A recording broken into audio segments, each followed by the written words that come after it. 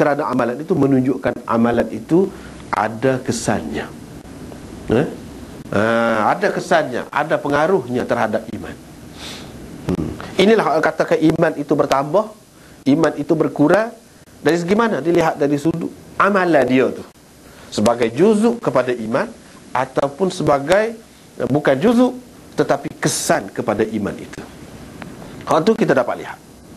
Jadi orang Murji'ah kata amalan tu tak ada guna, macam mana? Sedangkan kita tengok orang yang lebih iman dia tu apabila lebih amalan dia tu lah, dalam segala-galanya lebih. Hak tu lah maknanya dia lebih kenal terhadap Allah SWT. Itu hak Imam Bukhari naknya. Dia nak tolak Murji'ah tu, nak tolak Murji'ah.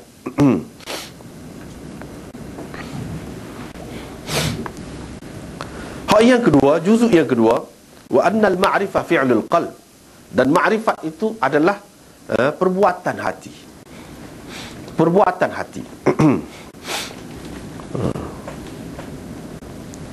Ma'rifat, kenal Allah, terima Allah sebagai Tuhan yang esa, Tuhan yang maha kuasa, Tuhan yang bersifat dengan sifat-sifat yang sempurna tu, adalah perbuatan hati. Ni dia nak tolak puak-puak karamiah. Kalau kita tak tahu latar belakang ni, kita tak nampak dia apa maksud dia. Puak-puak karamiah kata apabila seseorang itu mengucap la ilaha illallah sudah memadai. Ucapan saja dalam hati dia, walaupun dia tak terima. Ada juga.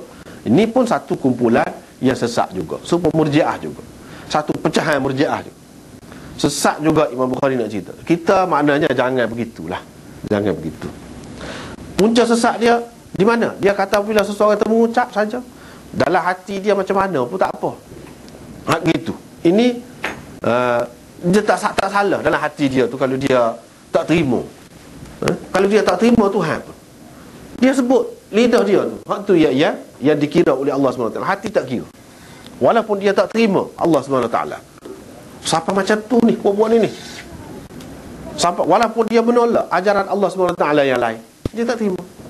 Tetapi iman dia tu diterima juga apabila dia mengucap la ilaha illallah. Imam Bukhari nak ceritanya, tidak, bukan iman itu duduk pada lidah saja, tetapi iman itu adalah duduk pada hati. Dan pada hati ni apa? Amalan, perbuatan hati. Hak hati tu pilih, hak hati tu buat. Imam Bukhari nak ceritanya di sini, bukan amalan ini, amalan anggota zahir ini saja. Bahkan amalan tu ada amalan hati. Jadi lebih, jadi kurang tu terletak pada hati juga salah satunya.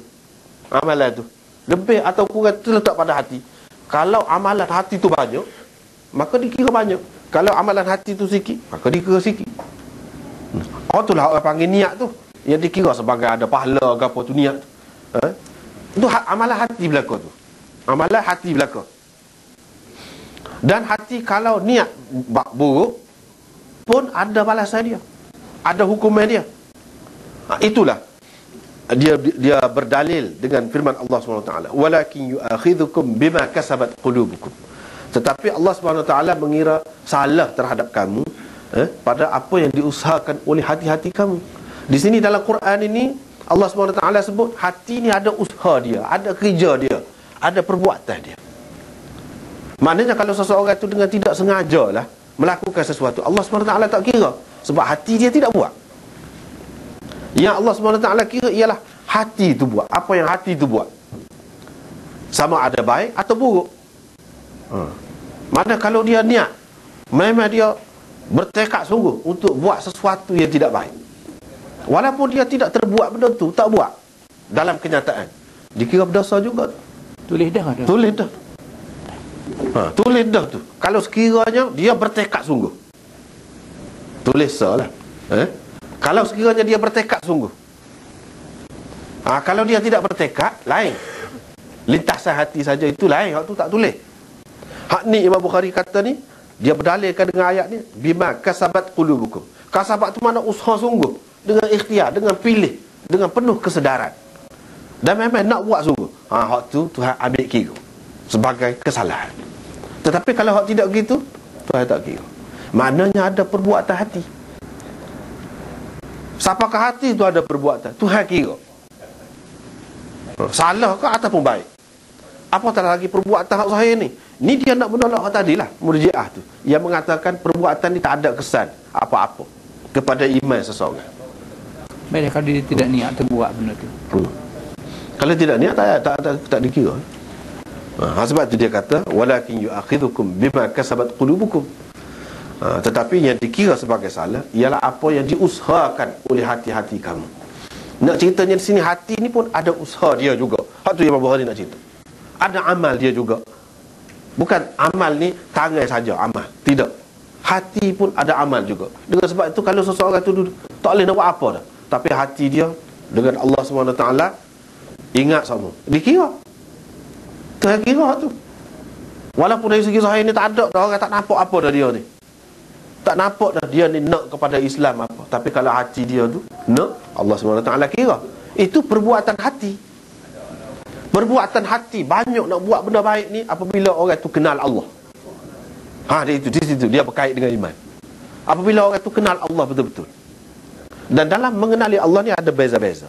Bila ada beza, ini menunjukkan ada lebih ada kurang iman itu. Sebab itu dia gunakan dalam lafaz tafdil. Lafaz tafdil maknanya paling tahu.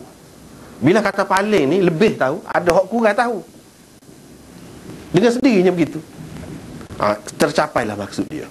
Hak dia nak sini kepada dia, iaitu iman ini ada lebih ada kurang. Lebih iman ini apabila lebih amalan yang baik. Kurang sikit apabila kurang amalan yang baik. Amalan yang baik itu mungkin dilakukan oleh anggota zahir, mungkin juga dilakukan oleh hati, tidak nanti anggota. Tetapi amalan tetap penting. Itu Imam Bukhari nak ceritanya. Bukan tak penting, bukan tak ada kena-mengena dengan iman ini. Iman ini ada dalam hati saja. Lepas tu masuk syurga gitulah saja. Semua sama tidak gitu. Ada lebih ada kurang. Lebih kurang tu kerana apa? Kerana amalan. Nak jadi amalan banyak tu sebab apa? Sebab lebih kenal Allah. Kalau kurang kenal, amalan tak banyak. Amalan pun, kebaikan pun tak banyak, kejahatan pun banyak. Dan Allah SWT kira belakang hak zahir dan hak batin. Apalah maksud Imam Bukhari dia nak cerita tu? Itu dia nak cerita. Ya. Katalah kalau tak ada niat tak dikira. Katalah anak lalu dari jalan tu, tengok apa tengah masa endok dia ambil matanya. Anak apa ambil yang tak ada niat nak ambil. Dia ambil koyok makan. Biasa kata. Itu dari segi perbuatan, itu sudah jadi perbuatan dah tu. Sudah jadi perbuatan dah tu. Apabila sudah perbuatan tu, berdasarkan innamal a'mal binniyat, ke mana? Tu mana ya kalau dia ambil tu dalam keadaan tidak sedar.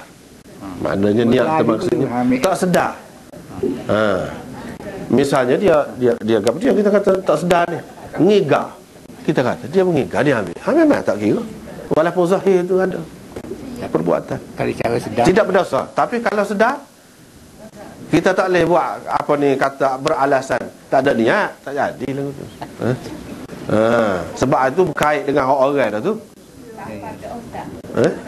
Itu soal lain. Itu soal lain. Pada tu kita ambil makan, lepas tu kita niat nak bayar ke apa itu, kena ada lah. Kalau tak ada niat nak bayar apa semua tu, dosa. Memang dosa.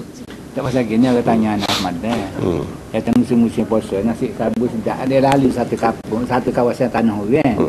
Dia jumpa lah puasa kayu tengah pucuk malam tu, dia pun ambil lah. Kata boleh kau makan ustaz dalam bak syubhah lah. Kata boleh, lepas tu kena royak ke dia. Kau dia minta ego bayar kata. Ya. Jadi hak ni, ini pun berkait dengan bulan puasa ni, hak dekat kita nak adab ni. Misalnya makan nasi kan, tapi adakah kita niat nak buka puasa ke, tak say puasa ke, niat gitu. Misalnya kepada orang itu lupa, tak kira lagu tu lah dia katakan tak kira tu, walaupun buat tu. Sebab memang tak kira kan, tidak dikira batal. Bila dia teringat tu, dia kena berhenti. Kalau makan lagi memanglah batal. Itu yang dikatakan perbuatan yang tidak disengajakan oleh hati, tidak diusahakan oleh hati.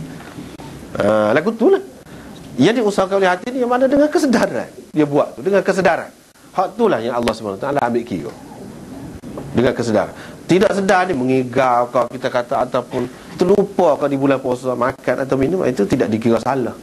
Inilah yang dikatakan walakin yu'akhidhukum bima kasabat qulubukum. Yang dikira ialah yang diusahakan oleh hati-hati kamu.